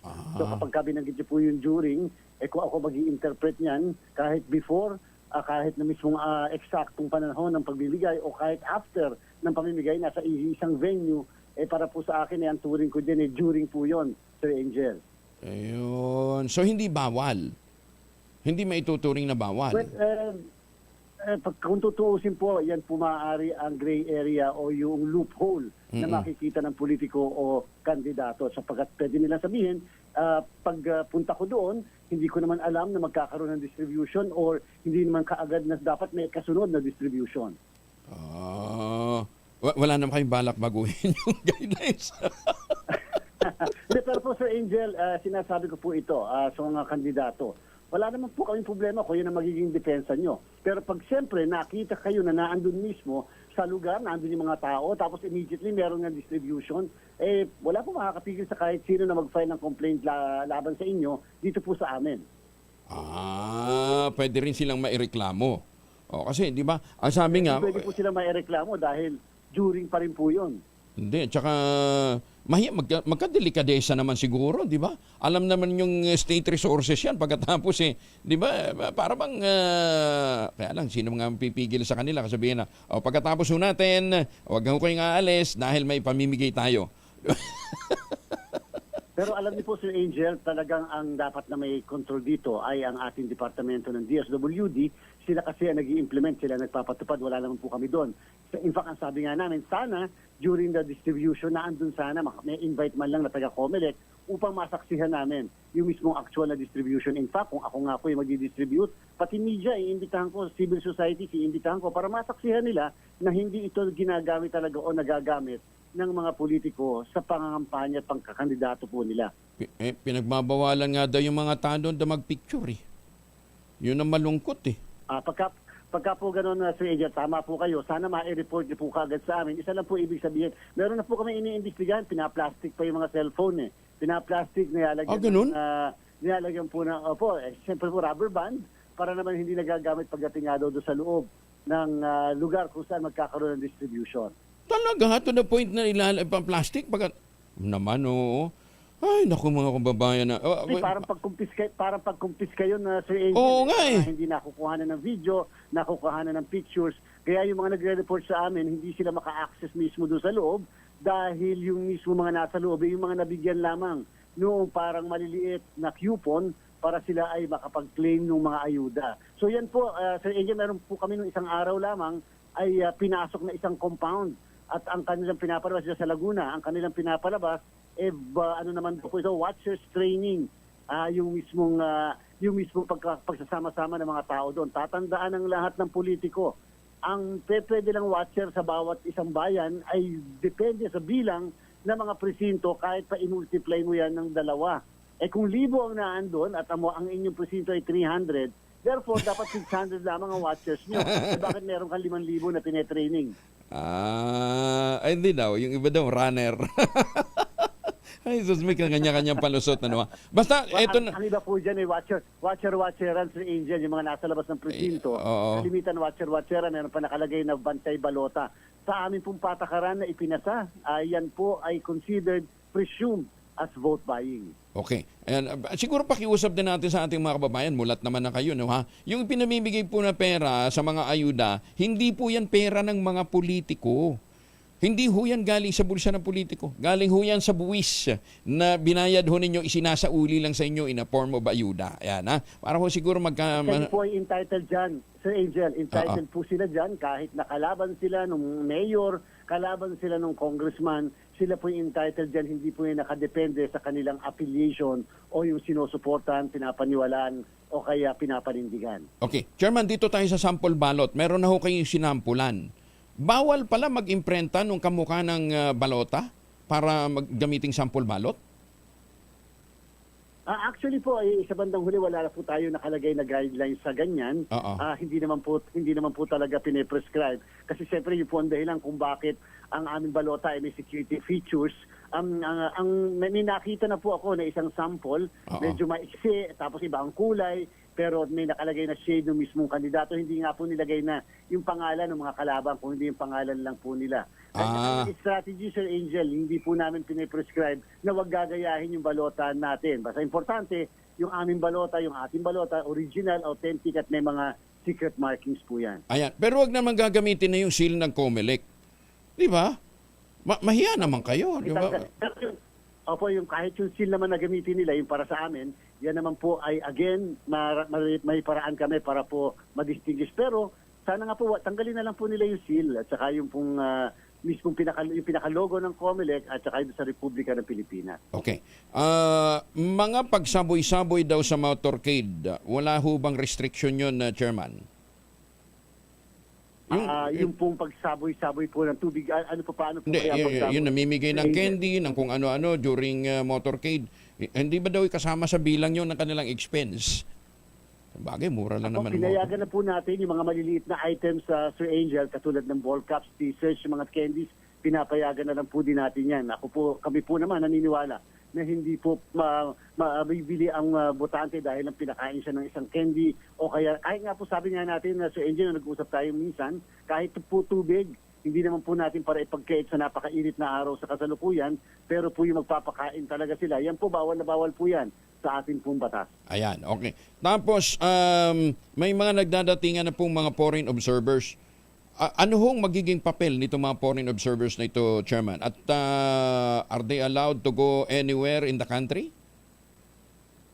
Una po, Sir Angel, yan po ay base sa ating prinsipyo ng tinatawag natin transparency. Hindi po tayo tumanggi, tayo po'y pumayag sa kanila in coordination with the Department of Foreign Affairs. Para po sa atin, walang dapat itatago sa demokrasya sa ating halalan. Open po tayo and therefore, we fully cooperated. Yung po lahat ng inisyal nilang pinadala, nakipag-usap kami, ginaid namin sila kung paano kino-ordinate natin yan sa ating pong security forces. Dahil siyempre, napakahirap din si Angel. Baka kung ano ang mangyari sa kanila, sa ating pamablame. But, so yan po kino-ordinate natin sa iba't ibang ahensya. Ano po ang role nila? Ang role nila, tingnan, matsagan, nakakuha ng karanasan dito sa ating eleksyon, makapagbigay din sila sa atin ng kanilang komento at obserbasyon. Dati-rati po kasi, kaya medyo tuwan-tuwa sila ngayon dahil hindi rin po sila napapayagan before.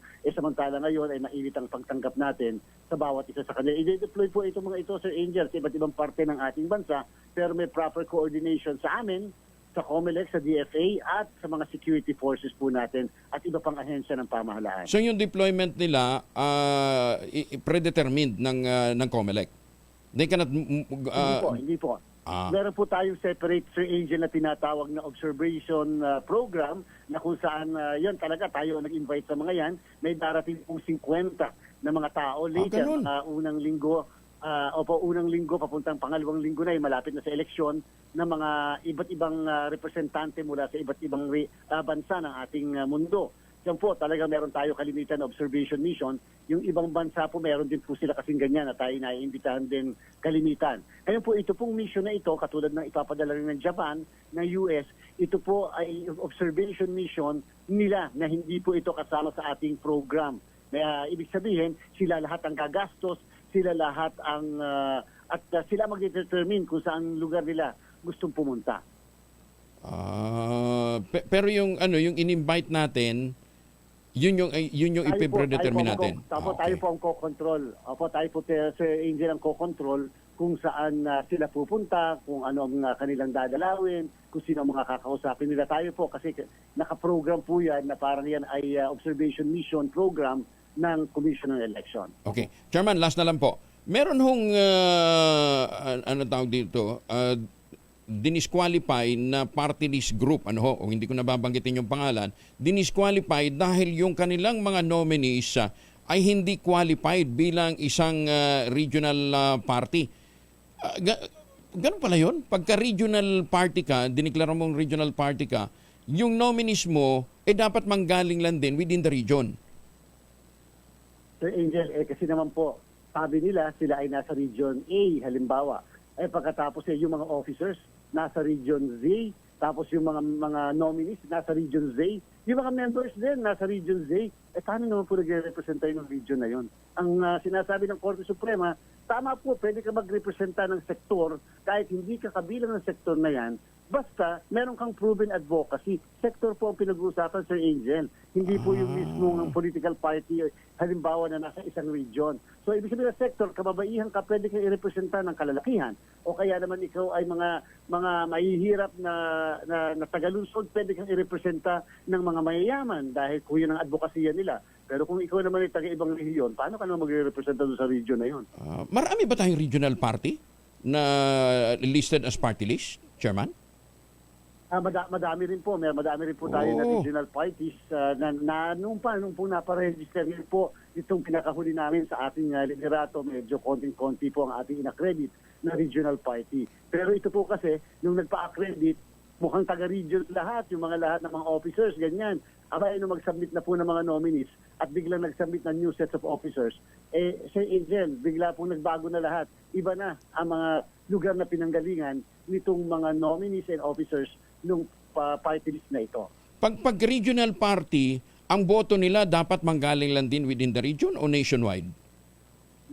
Hindi po, pwede pong nationwide. Hindi po sila limitado sa region lang. Ibig sabihin lang, nag-i-exist sila doon mismo sa region to cater doon sa interest ng mismong region. Okay, pero they can be voted nationwide. That's another thing. Yes po, pwede silang kumuha ng boto sa iba't ibang parte ng ating bansa. Okay, ko lang naintindihan yun.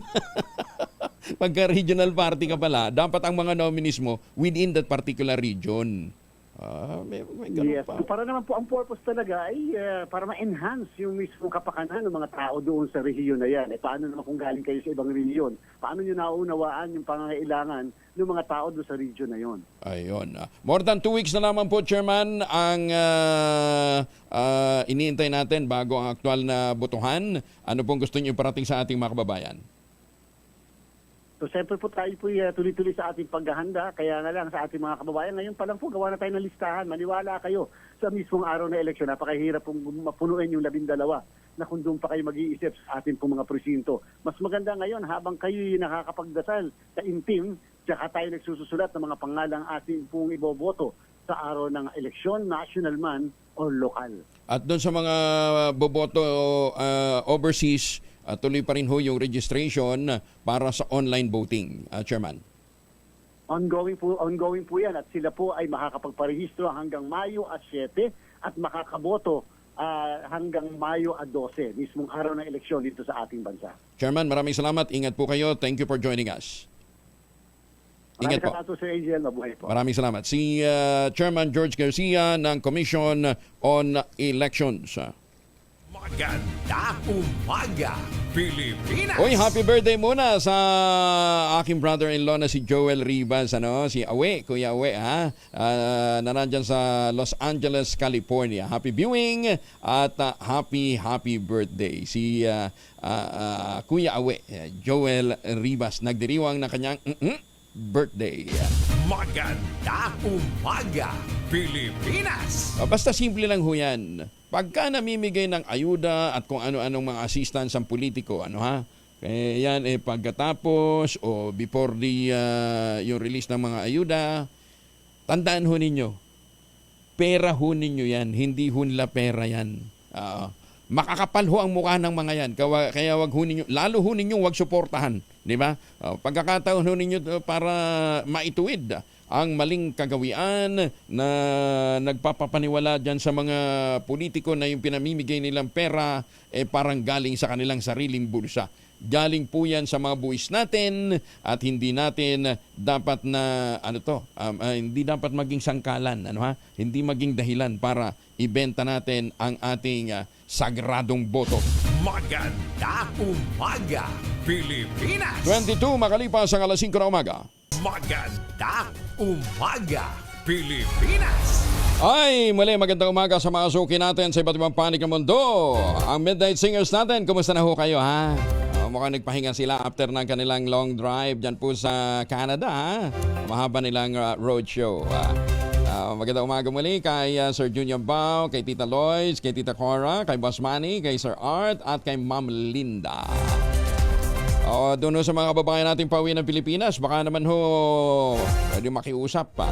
Pag nag-uwi ho kayo ng pasalubong, ay isama ho ninyo ang tangerine chocolate. Ito po ay gawang lokal. Gawa ho ng mga magniniyog dyan po sa lalawigan ng Quezon sa tulong po ni Dr. Helen Tan, yung po mga planting material ng kakao galing Davao. Hinakot po yan para maitanim sa ilalim po ng mga nyugan dyan po sa Quezon. Kaya ngayon nagpo-produce na ho sila ng dekalidad na cacao beans, pinaprocess para maging tangerine chocolate. Available sa 0919-095-5935. Yung may git 10 variants ng tangerine chocolate. Pwede ho ninyong i-check sa tangerinechocolate.ph. Sabi nga po ni Dr. Helen Tan, sino bang magmamalasakit sa Pilipino kundi ang kapwa Pilipino? Kaya sa bawat tangkilik natin ng tangerine chocolate, pinalalakas natin ang loob ng ating mga magsasaka, pinalalakas natin ang ating lokal na ekonomiya. Tangerine chocolate 100% gawang atin, kaya dapat nating tangkilikin at dapat nating ipagmalaki. Tangerine chocolate gawang Pinoy. Samantala, sa iba pang mga balita, binigyan diin ang Comadrona Party List na hindi lamang caregivers ang mga Comadrona sa panahon ng panganganak, kundi mga educators, advocates at lifeline ng mga ina at bagong silang na sanggol. Ayon kay Assistant Secretary Cecil Bangka Santos, ang Chair Emeritus ng Philippine League of Private and Government Midwives, nominee din po ng Comadrona Party List, ito ang dahilan kung bakit mahalaga na pagtuunan din ng gobyerno ang kanilang professional growth and development opportunities. Dapat niyang kilalanin ang mga Comadrona bilang mahalagang haligi ng maternal at child health care, lalong-lalo na sa mga malalayong lugar o yung mga walang ospital. Nais ng Comadrona Party List na magkaroon ng midwife development program upang suportahan ang mga personal at professional na pag-unlad ng mga Comadrona. Kabilang sa isusulong din ng Party List ang capacity building workshop at leadership training para sa mga midwife sa buong bansa bukod pa sa aumento sa sahod. Naniniwala ang Comadrona Party List na panahon na para itaas ang insentibo at retention support para sa mga midwife na nakadestino sa mga geographically isolated as disadvantaged area o yung mga gida.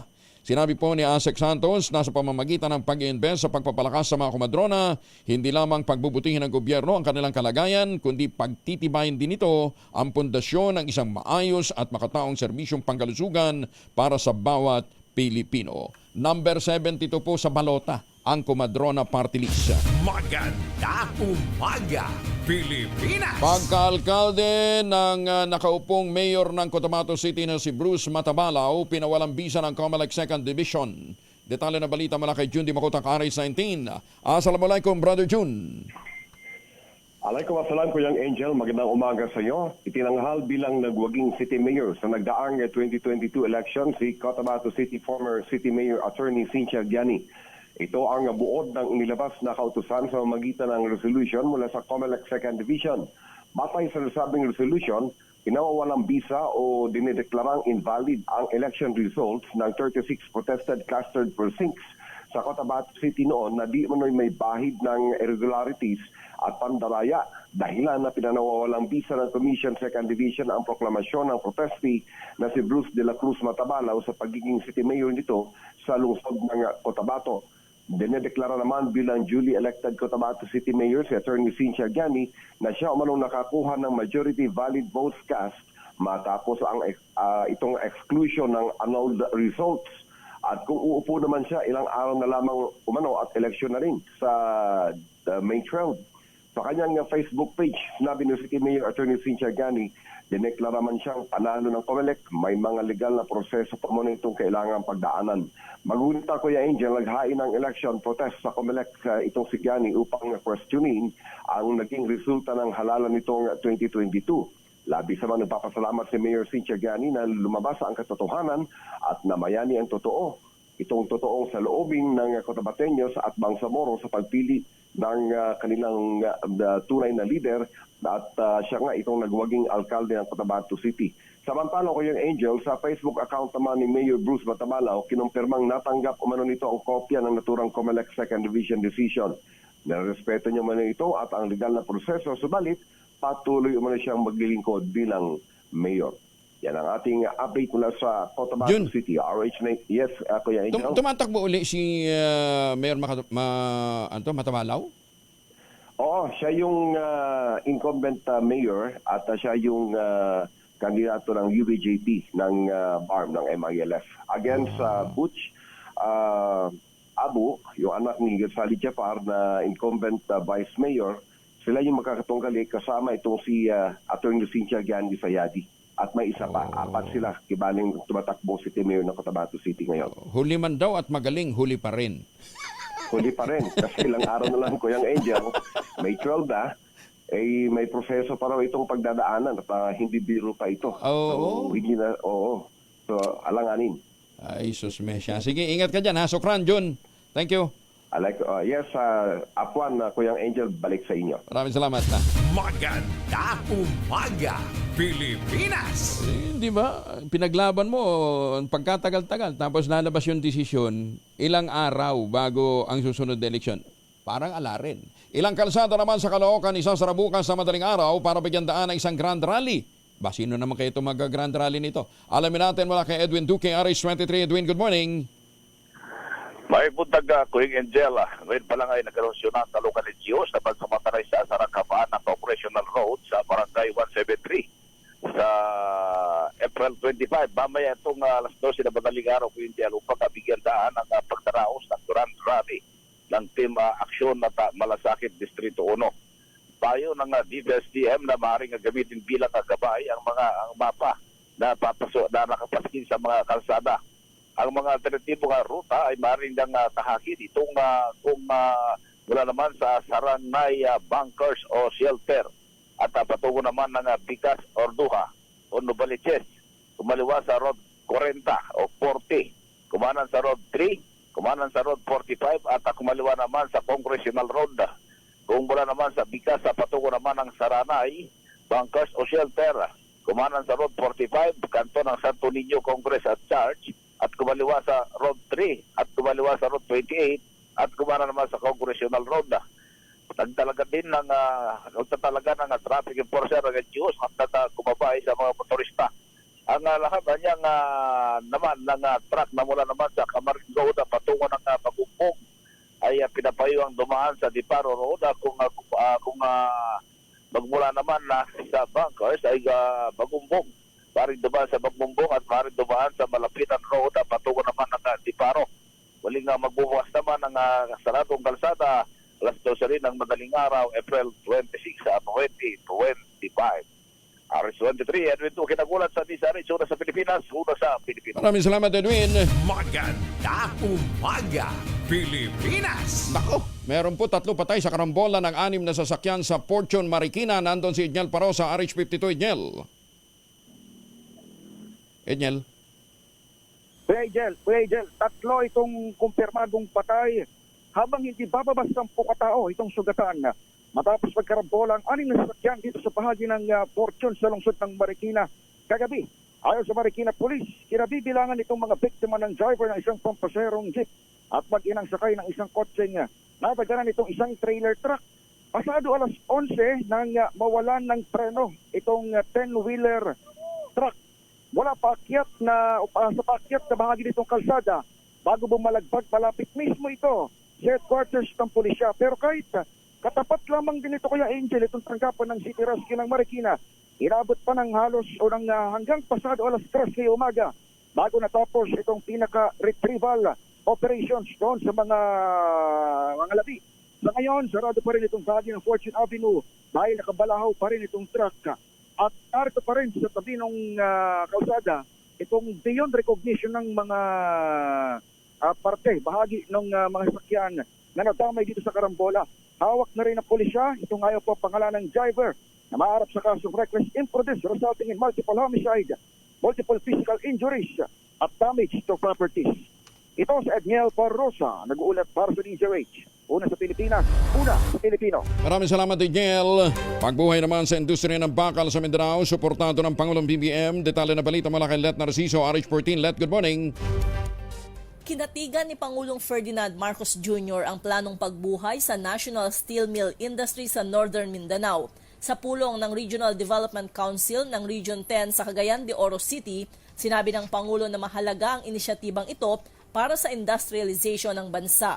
Binanggit nito na mayroon ng mga pag-uusap ang mga lokal at dayuhang grupo na interesadong magtulungan para maibalik ang National Steel Corporation.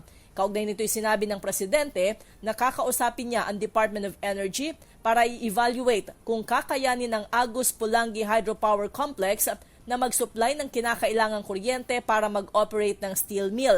Isinusulong ng mga miyembro ng Regional Development Council na buhayin ang 500 ektaryang dating tinayuan ng National Steel Corporation dahil sa malaki umanong potensyal nito na ibalik ang estado nila bilang Industrial City of the South at para makalikha rin ng maraming trabaho. Ito si Let Narciso para sa DZRH. Una sa Pilipinas, una sa Pilipino. Maraming salamat, Let. Pinuntahan ni Senator Amy Marcos ang 3 pangunahing palengke ng lungsod ng Dagupan, Pangasinan upang personal na kumustahin ang kalagayan ng mga nagtitinda. Unang inikot ni Senator Amy ang Malimgas Market, sinundan ng Nueva Market at nagtapos sa Magsaysay Market. Kinamayan, kinausap ni Senator Amy ang mga nagtitinda sa bawat palengkeng binisita. Pinakinggan ang kanilang mga kwento, mga hinaing at kalagayan sa gitna ng patuloy na pagtaas ng presyo ng mga bilihin at iba pang hamon sa kabuhayan. Patuloy ang pagbisita ni Senator Amy sa mga palengke sa iba't ibang bahagi ng bansa. Bahagi ito ng kanyang advocacy ang bigyan ng boses ang mga sektor at direktang nakikipag-ugnayan sa mga Pilipinong patuloy na nagsusumikap sa kanilang kabuhayan.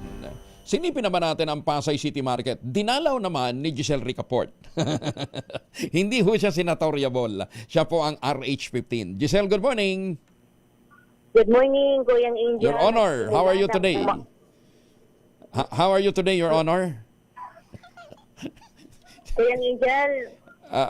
Sige. Sabi ko kasi hindi ka senatoriable. Ikaw si Giselle Ricaport.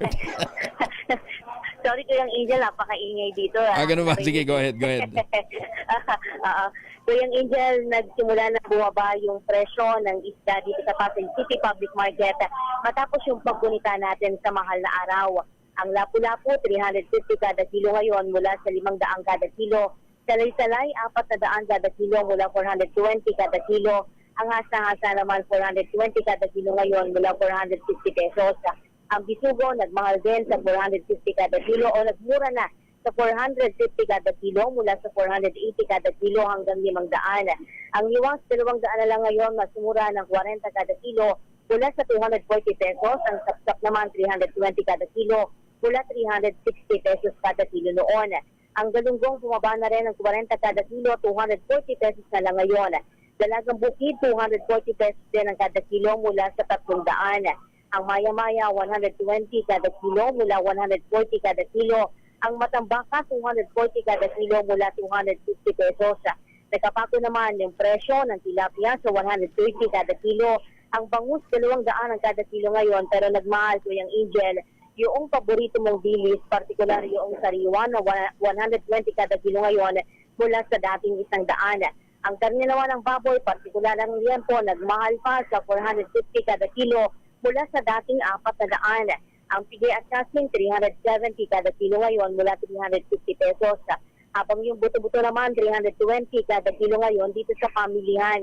Ayon sa mga retailer, hindi raw nila kayang ibaba sa MSRP ng Agriculture Department ang retailer dahil tumaas din yung hango nila sa mga suppliers.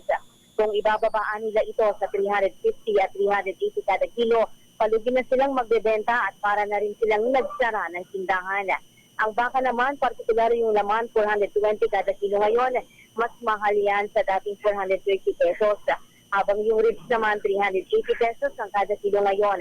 Nagmura rin yung whole chicken sa 190 hanggang 200 kada kilo mula sa 210 noong Semana Santa. Habang ang petso, hita at pakpak, pare-parehas naman na 210 pesos ang presyuhan ngayon. Ito si Giselle Ricaport para sa DZRH, una sa Pilipinas, una sa Pilipino. Maraming salamat, Giselle. Maganda umaga, Pilipinas! 106 Trabaho Party List. Pinatitiyak naman ang proteksyon ng mga manggagawa ngayong panahon ng taginit. Balikan natin si Edniel Parosa, RH52 sa detalye. Edniel. Nanawagan si 106 Trabaho Party List nominee Ninay Chavez sa mga pampubliko at pribadong kumpanya na matugunan ang kapakanan ng mga empleyado ngayong delikado na ang narararasang init ng panahon. Ikinabahala ni Chavez ng 106 Trabaho Party List ang patuloy na pagtala ng pag-asa sa heat index na mahigit sa 40 degrees Celsius sa iba't ibang bahagi ng bansa na maaaring magdulot ng panganib sa kalusugan at kapakanan ng mga manggagawa. Gate ni Chavez na 106 Trabaho Party List, dapat dagdagan ang water at rest break sa loob ng bayad na oras bilang bahagi ng mga safety adaptation plans ng mga kumpanya. Tinukoy rin ni Chavez na 106 Trabaho Party List ang umiiral na kautusan ng DOLE na bigyan at pagsuotin ng mga manggagawa ng uniforme maging ng personal protective equipment na naayon sa init ng panahon. Dagdag ni Chavez na 106 Trabaho Party List, dapat matiyak ng mga employer ang libreng supply ng sapat at ligtas na inuming tubig para sa lahat ng manggagawa. Hinikayat na 106 Trabaho Party List ng gobyerno at mga kumpanyang ipatupad ang alternative working arrangements, lalo na para sa mga trabahong maaring isagawa sa bahay upang maiwasan ang labis na exposure sa init. Para naman sa mga trabahong kinakailangan gawing on-site, sinabi ni Chavez na 106 Trabaho Party List na hindi lang dapat dagdagan ng heat breaks kundi dapat ding dagdagan ng kompensasyon para sa mga manggagawang patuloy na pumapasok sa kabila ng panganib. Ito si Edniel Parosa, nag-uulat para sa DZRH, Una sa Pilipinas, una sa Pilipino. Maraming salamat, Tigel. Oras sa buong Kapuluan, 43 na makalipas ang alas 5 ng umaga. Oras na para tayo po naman ay mag-ultabayo. Ano ba itong ultabayo? Ang ultabayo po ay postbiotic with Lactococcus lactis strain plasma. Galing po ito sa isang mahabang clinical trial sa Japan. Hindi po testimonial, hindi po kwentong kutsero, kundi human clinical trial. Ang bawat kapsula ng ultabayo ay nagtataglay ng 50 billion cells ng Lactococcus lactis strain plasma. Kaya napaka-potent po nito na pagpasok ho sa ating sistema, sa ating katawan. Sabi ho ng mga dalubhasa, ina-activate po nito yung PDC, yung plasmacytoid dendritic cell. Yan po yung tinatawag na commander ng ating immune system at yan po ang nagtataboy ng mga toxin sa ating katawan habang tayo po ay natutulog. Nakakatulong yan para ma-achieve natin ang magandang tulog. Siyempre, pagka magandang tulog, nalalabanan natin ang puyat, pagod at stress. Ang ultabayo po ay rehistrado sa Food and Drug Administration, halal certified. Kung may mga katanungan pa ho kayo, po pwede kayo mag-text sa 0917-110-6580. May mga medical experts po tayo nakastambay dyan, lalong-lalo na doon sa mga senior citizen na nangangailangan po ng payo kung paano ho gagamitin ang ultabayo. Pero sabi nga ng mga dalubhasa, 1 oras bago matulog, 2 kapsula, yan, mas ma-achieve natin ang mga benepisyo ng ultabayo. Available po ito sa Mercury Drug, Amesca Drug, Pasmed Pharmacy, John's Pharmacy, Curamed at South Star Drug. Pero wag nating kalimutan, ang ultabayo po ay hindi gamot at hindi dapat gamiting panggamot sa anumang uri ng sakit. 45 makalipas ang alas 5 ng umaga. Maganda umaga, Pilipinas! Alas 5:50 ang oras sa buong Kapuluan. Implementasyon ng nationwide feeding program sa pagbubukas ng klase sa Hunyo kasado na. Detalye na balita mula kay Val Gonzalez. Bal, good morning. Good morning, Kuya Angel.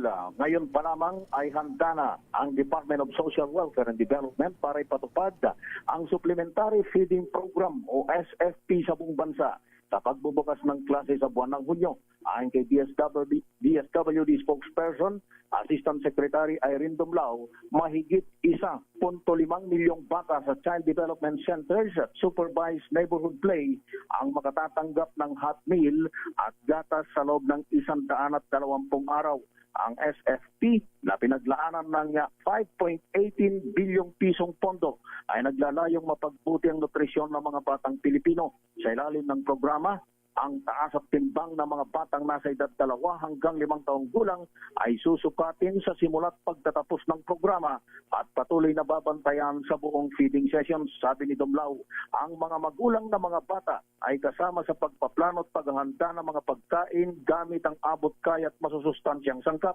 Ang SFP ay pinatutupad taon-taon matapos maisabatas noong 2018 ang Republic Act 11037 o ang masustansyang pagkain para sa batang Pilipinong Act. Noong nakalipas na taong 2024, aabot sa 1,871,165 bata sa buong bansa ang nakatanggap ng serbisyo sa ilalim ng programa na may pondong 4 na bilyong piso. Ako si Val Gonzalez, DZRH, una sa Pilipinas, una sa Pilipino. Maraming salamat, Val. Ay, magandang umaga kay Justice Max De Leon, kay Ambassador Harry Amping. Good morning po, good morning, Ambassador, tsaka kay Ma'am Naida. At syempre, magandang umaga po kay Kaador Plato dyan po sa Bulacan. Mayor Sunny Mendoza sa Talisay, Batangas. Good morning. Oy, bukas nga pala, wag ko ninyong kalimutan, tumingala kayo sa langit. Pagka nakita nyo yung moon, makikita ho ninyo naka-smiley. Ayan, may planetary alignment daw po yan, Binatikos sa mga lider ng Kamara de Representantes sa pahayag naman ni Vice President Sara Duterte na kumpiyansa siyang maabsuelto sa Senate Impeachment Court. Sinabi ni na House Assistant Majority Leader at Zambales 1st District Representative J. Kong Hoon at Deputy Majority Leader La Union 1st District Representative Paulo Ortega, hindi mabubura ang kumpiyansa ng kumpiyansa ni VP Inday ang mabibigat na ebidensya kaugnay na maling paggastos ng kanyang confidential fund. Batay sa articles of impeachment inihain laban sa Pangalawang Pangulo, ginastos ni Duterte ang 125 million pesos na confidential fund sa loob lamang ng 11 araw noong 2022. Kung isasama ang ginastos ni BP Inday na confidential fund noong 2022, aabot ito na kabuuang 612.5 million pesos. Humingi ng confidential funds si BP Inday dahil sa wala siyang mandato o kahit wala siyang mandato sa ilalim na batas na magsagawa ng intelligence at surveillance operation. O, teka muna ha. Ito hindi naman milyon pero 12,000 na. 12,000 piso po ang naghihintay na premyo sa ating mahiwagang tunog. Mahiwagang tunog.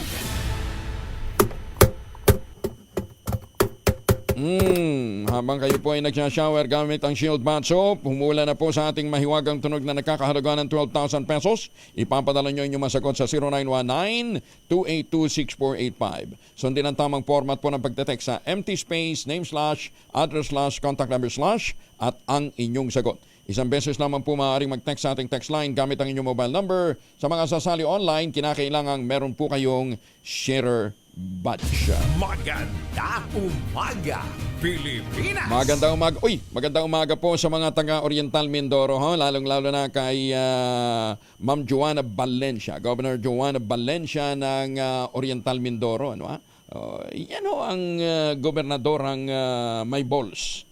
Pagbuklorin mo ba naman yung mga barako, mga politiko dyan sa Oriental Mindoro para magkaisang labanan ang matagal ng problema ng kawalan ng kuryente sa kanila pong lalawigan. Good luck, Ma'am Joanna. Samantala sa mga taga Rizal naman at kalapit na mga probinsya, mga kalapit na bayan, tingnan din ho ninyo yung St. Monique Balay, the most prestigious project dyan po sa Binangonan, Rizal. Tingnan ho ninyo yung townhouse nila na Bianca. 2-story townhouse yan na may balcony at may 2 hanggang 3 bedrooms. Pwede nyo ma-abate through Pag-ibig Financing at less than 20,000 pesos a month at 30 years to pay. Tawag na po sa 0917-719-7908 para po sa karagdagan detalye. Yan po yung tinatawag nilang luxurious living but affordable housing. Paggising mo, gusto mo sumalubong sa iyo, mabangong simoy ng hangin, malamig na simoy ng hangin at magandang tanawin, yan pong inaalok sa atin ng St. Monique Balay. At kung ngayon pa ho tayo bibili, may chance pa ho kayong manalo ng bagong Honda Click. Ayan ha. Kaya tawag na sa 0917-719-7908. Magandang umaga, Pilipinas! Binigyan din ni Senator Ramon Bong Revilla sa kanyang pagbisita sa Iloilo na walang dapat konsepto ng provincial rate. Sa talumpati ni Revilla, iginit ito na hindi dapat na mas maliit ang sahod sa mga probinsya kaysa sa Maynila. At kung ano ang minimum wage sa Maynila, yun din dapat ang minimum wage sa mga probinsya. Punto pa nito, hindi dapat na maiwan ang mga rehiyon dahil pantay-pantay naman ang pagsisikap at pagpupursige ng ating mga kababayang manggagawang Pilipino. 4 na minuto na lamang bago po mag-8 ng umaga. Pinas!